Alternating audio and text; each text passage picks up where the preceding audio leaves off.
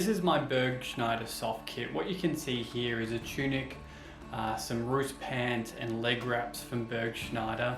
I've been crawling through caves, playing lots of Larp games and bushwalking in the Australian bush, and all this stuff has held up really well. The leg wraps are fantastic for protecting your legs. It works really well with the greaves that you add on, and I would definitely recommend it if you're looking for quality over quantity with soft kit.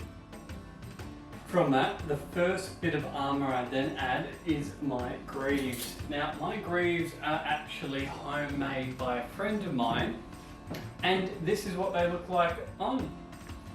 So a friend of mine made these for me because finding brass armour without paying a fortune for it is quite difficult. All these are actually some serving plates from Kmart that he's bent for me, and then the straps are actually dog collars that he's found on special. So all up, I believe both greaves with the dog collars came for about $20 plus a couple of hours worth of work. He did a really good job, and I've been using these now for about 2 years, and they still look really good considering they were made in the shed. The next bit of armour I add is my Gambeson or caftan, it matters what you've got. One is my Epic Armory Gambeson. Now, I bought this brand new when I started LARPing, which was about 6 years ago, and I still use it today. Of course, it's been washed many a times, but it's a fantastic piece of kit and it really suits most looks that you're going for. The arms are detachable, so you can take off the arms on a hot day. As you can see for your soft kit, it really ties it in, making it look a bit more armoured.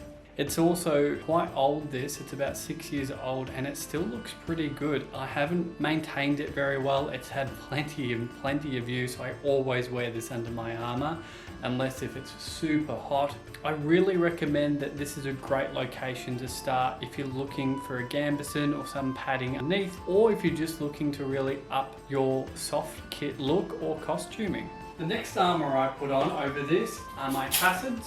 Now, these are self-made. I've made them at home. I've added all the leather myself. I've sewn them together and I just loop it through a belt and then it goes on my waist. As you can see here, the belt holds up the Tassets and it's quite a simple setup. In the long run, I would like to change this because it puts a lot of weight on my waist and I don't have a very large waist, so it's something I'll have to change, and it moves throughout fighting, so it's something that will definitely have to be developed and changed in the long run. At this point, I normally add my red sash because my warband uses that to identify each other on the battlefield.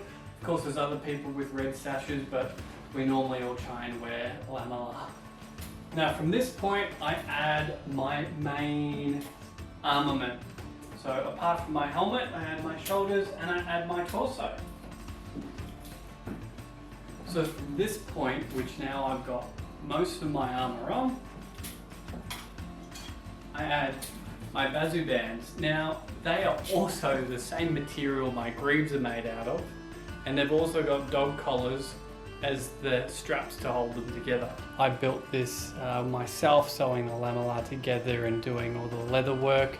It's actually quite easy to do when you get the hang of it. However, I did make a big mistake, and that was not buying enough Lamellar.